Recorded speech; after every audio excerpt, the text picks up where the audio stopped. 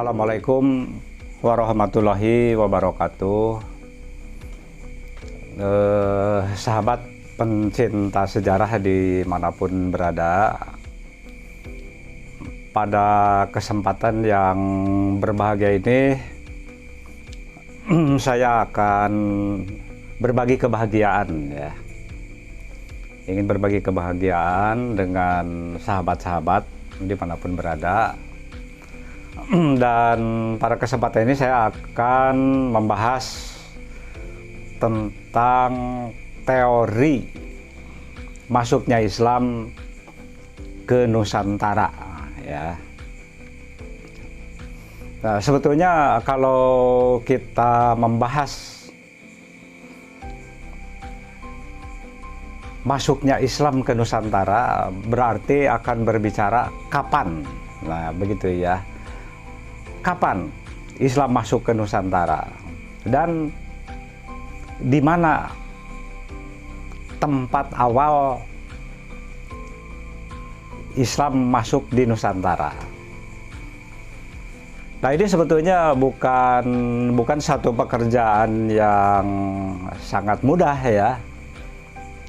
Karena kalau kita berbicara di mana misalnya Islam pertama kali singgah di Nusantara, ini sekali lagi bukan pekerjaan yang sangat mudah, karena Nusantara itu merupakan negara maritim ya.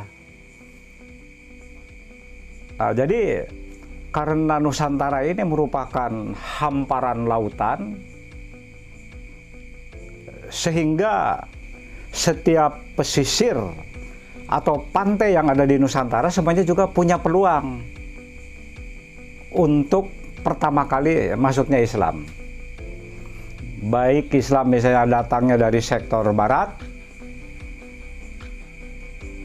atau misalnya Islam sudah masuk ke negeri Cina, akan datang ke Nusantara itu berarti dari timur. Nah, jadi sebetulnya kalau bertanya di manakah pertama kali Islam misalnya singgah di Nusantara, ini agak sulit dijawab ya. Tapi untuk sementara ya sekarang kita meyakini saja berdasarkan fakta-fakta yang ada bahwa Islam pertama kali masuk di daerah Sumatera, atau Sumatera Utara begitu ya. Sehingga di sana nanti ada kerajaan tertua Islam, yaitu kerajaan Samudra Pasai ya. Nah, kita tinggalkan saja dulu itu ya. Saya akan menjelaskan begini ya. Jadi Islam masuk ke Nusantara itu ada step-stepnya, ada tahapan-tahapannya.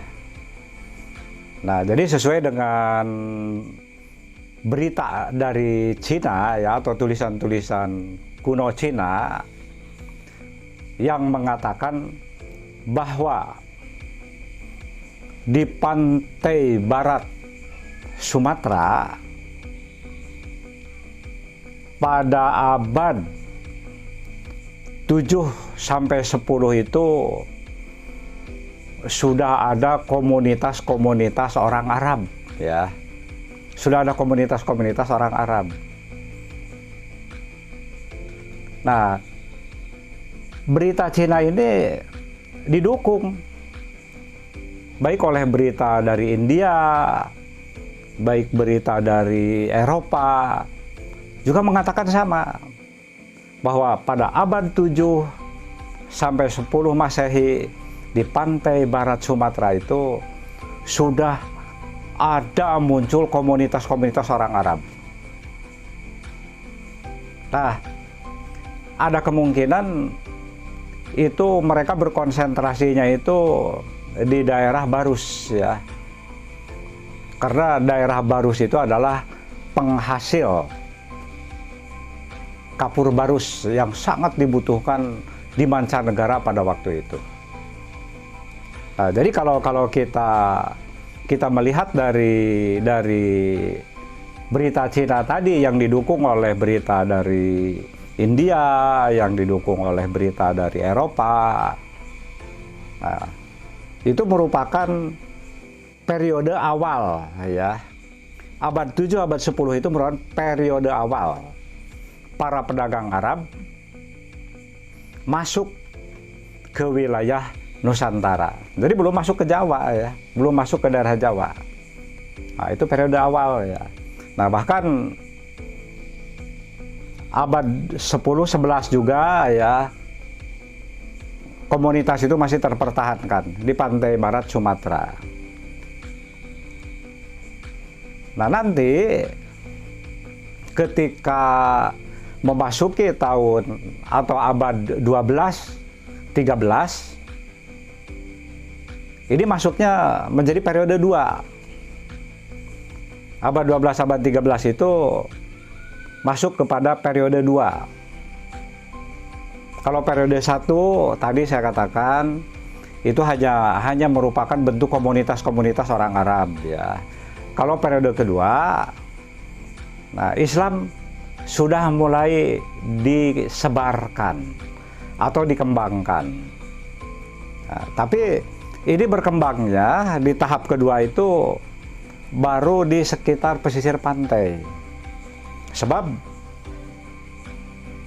ini memiliki alasan yang sangat kuat kenapa Islam belum masuk ke wilayah-wilayah pedalaman.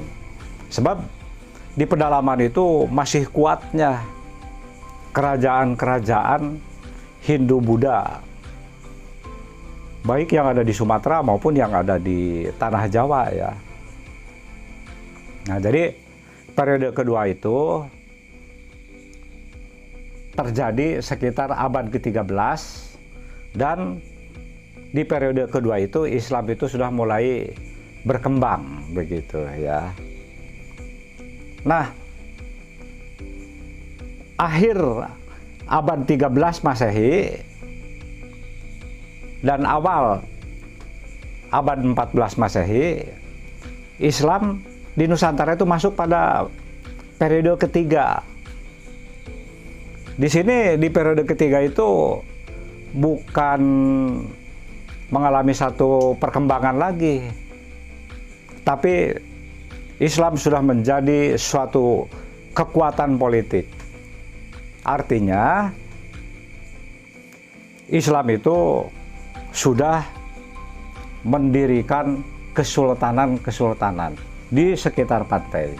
Dan proses penyebarannya juga belum sampai ke pedalaman. Karena tadi saya katakan pedalaman itu masih kuat dikuasai oleh kerajaan-kerajaan pra-Islam atau kerajaan Hindu-Buddha.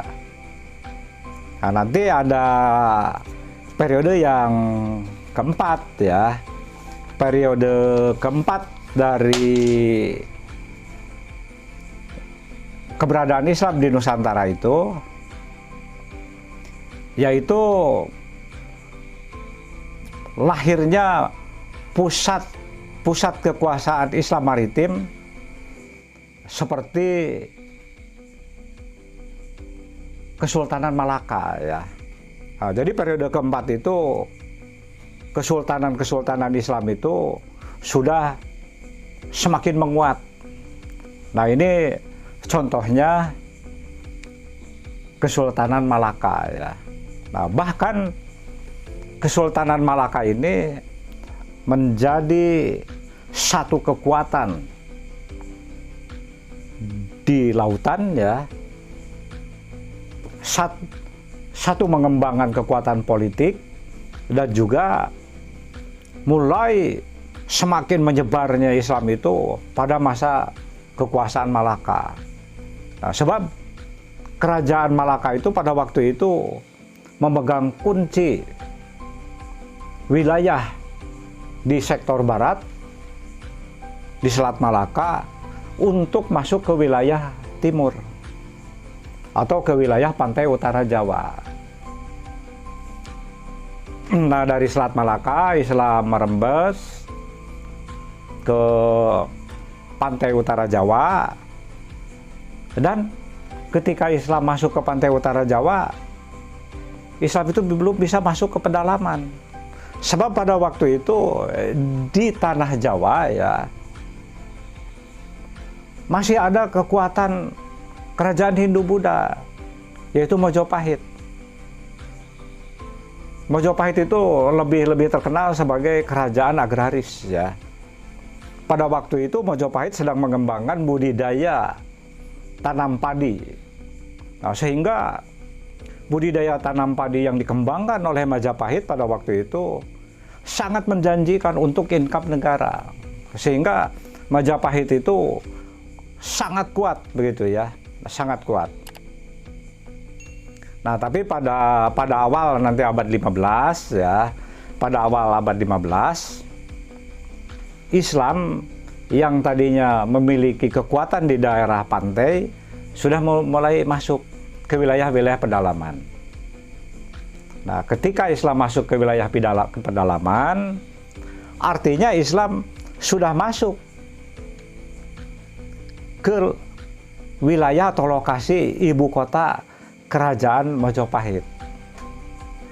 Ya, akhirnya pada waktu itu masyarakat di pantai utara Jawa khususnya atau yang di pedalaman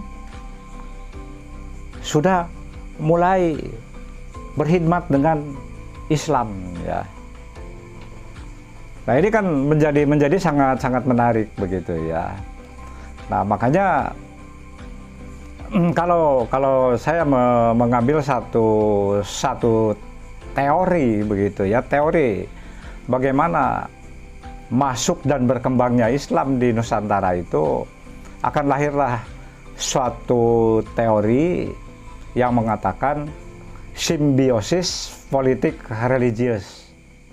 Artinya Islam itu berkembang di Nusantara itu di samping membangun hegemoni politik juga sambil mengembangkan ya agama. Makanya itu disebut sebagai simbiosis ya. Simbiosis itu artinya hidup berdampingan begitu ya. Antara kekuatan politik dengan kekuatan agama akhirnya bersatu menjadi satu kekuatan ya, disebut simbiosis politik religius. Nah, sehingga nantinya Islam itu dikembangkan bukan oleh para pedagang lagi. Di abad 15 itu Islam bukan dikembangkan oleh para pedagang lagi. Bukan artinya para pedagang tidak mengembangkan Islam, tapi kekuatan-kekuatan politik di istana-istana ya atau kesultanan-kesultanan ya sudah mulai ikut mengembangkan Islam. Nah, ini kan menjadi sangat menarik ya. Nah, belum nanti lagi ya bagaimana peran dari Wali Songo ketika melakukan proses penyebaran Islam. Sekalipun sumber-sumber yang terkait dengan peran Wali Songo itu sangat sangat dipenuhi dengan hal-hal yang sifatnya cerita begitu ya, cerita yang agak fiktif begitu, cerita yang agak fiktif. Sekalipun memang yang namanya Wali Songo itu memang pernah ada begitu ya.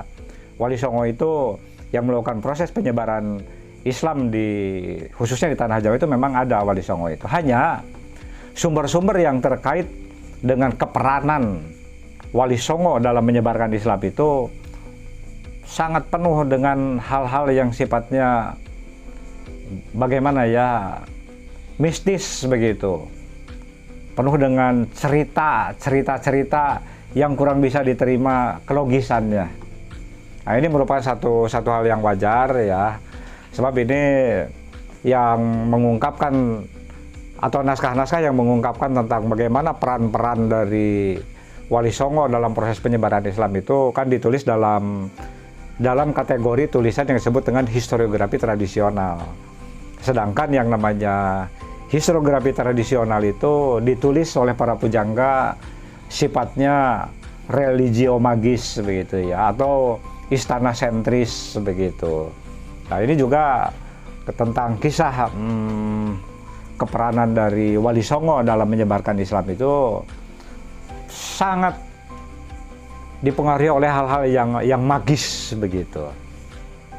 Nah, jadi kembali ya, nanti saya jelaskan bagaimana peranan Malaka ketika sudah memegang hegemoni kekuatan di Selat Malaka dan berfungsi sebagai pemegang kunci wilayah. Jadi Selat Malaka itu merupakan pintu gerbang dari barat. Pedagang-pedagang dari mancanegara mau ke wilayah timur itu pasti akan melewati Selat Malaka. Dan Selat Malaka sudah dikuasai oleh Kesultanan Malaka ya pada waktu itu. Jadi yang mengatur begitu ya, yang mengatur lalu lintas perdagangan dari barat ke timur itu didominasi oleh Malaka. Nah, sehingga Malaka menjadi satu kekuatan yang sangat luar biasa pada waktu itu. Nah, bahkan yang sangat penting ya, peran Malaka dalam proses penyebaran Islam itu menjadi dominan pada waktu itu. Dan ada satu lagi yang perlu sahabat ketahui ya, proses penyebaran Islam antara di daerah Melayu begitu di Sumatera dengan di daerah Jawa itu sangat berbeda ya. Proses penyebarannya sangat berbeda. Kalau di Sumatera itu Islam relatif lebih mudah diterima, terutama oleh masyarakat di sekitar pantai. Itu yang tadinya berbasis sebagai orang-orang Melayu begitu. Berbeda halnya dengan di tanah Jawa ya. Seperti tadi saya katakan, kenapa di tanah Jawa agak begitu sulit Islam untuk dikembangkan pada awalnya. Karena ini yang menjadi kekuatan sulitnya masuk Islam di tanah Jawa, khususnya ke pedalaman, karena pada waktu Islam datang ke tanah Jawa, dan di tanah Jawa sedang ada satu kekuatan politik yang dikendalikan oleh kerajaan Mojopahit ya. Nah, mungkin sekian ya sahabat yang dapat saya sampaikan tentang bagaimana ada kesinkronan ya antara sumber Cina, sumber dari Eropa, dan dari sumber India, bahwa pada abad 7 sampai abad 10-11 Islam itu sudah, atau orang-orang Arab itu sudah membentuk koloni-koloni di pesisir barat pantai Sumatera. Yang lebih tepatnya itu di daerah Barus ya. Nah, nanti memasuki abad 12, 13 Islam itu sudah mulai berkembang dan berpusat dari ya koloni-koloni itu tadi. Nah, mungkin para sahabat bertanya, kok kenapa orang-orang Arab itu membentuk koloni-koloni di pantai, di pesisir barat Sumatera ya, pantai barat Sumatera. Nah, sebetulnya mereka membangun koloni-koloni itu, mereka itu sambil menunggu terjadinya perubahan arus angin yang akan membawa mereka pulang ke negerinya. Nah, ini kan bisa sampai 4 bulan. Nah, jadi ketika mereka menunggu arus angin yang akan membawa pulang ke negerinya karena terjadi perubahan arus angin ya, mereka itu membuat dulu koloni-koloni orang Arab. Ya, mungkin di pantai barat Sumatera itu bukan hanya koloni-koloni orang Arab saja. Mungkin ada orang Persia, ada orang dari Italia ya, atau dari daerah mancanegara yang ada di sebelah barat maupun yang dari sebelah timur. membuat koloni di sana. Nah, baru nanti memasuki abad 13, Islam mulai awal 13 gitu ya, Islam mulai berkembang. Nah, bahkan ketika koloni-koloni sudah mulai menyebarkan Islam, di sini lahirlah teori lama dalam Islam, dalam proses masuk dan persebaran Islam. Apa itu teori lama? Nah, terjadinya proses penyebaran Islam dengan melalui proses perkawinan. Nah, sebab teori penyebaran Islam dengan melalui proses perkawinan itu bisa dikategorikan teori lama. Teori yang paling awal dipahami itu melalui proses perkawinan. Nah, memasuki abad 13, Islam sudah mulai menyebar, bukan hanya di pantai ya, tapi sudah masuk ke wilayah-wilayah pedalaman. Dan di akhir abad 13, Islam itu sudah menjadi sebuah kekuatan politik. Akhir abad 13, 14, Islam sudah menjadi sebuah kekuatan politik. Nah, inilah yang disebut dengan terjadinya proses penyebaran Islam itu terjadi secara simbiosis politik religius, dan laut itu menjadi sebuah jaringan ya, jaringan untuk menyatukan kekuatan persebaran Islam. Nah, dan yang perlu sahabat-sahabat ketahui, seperti tadi di awal saya sebutkan bahwa Islam masuk memiliki step-step begitu ya. Ada periode satu itu di mana Islam atau orang-orang Arab mendirikan koloni-koloni, dan periode kedua Islam sudah mulai menyebarkan, mengembangkan Islam. Periode ketiga Islam sudah menjadi sebuah kekuatan politik, dan periode keempat Islam sudah mulai memegang hegemoni di lautan.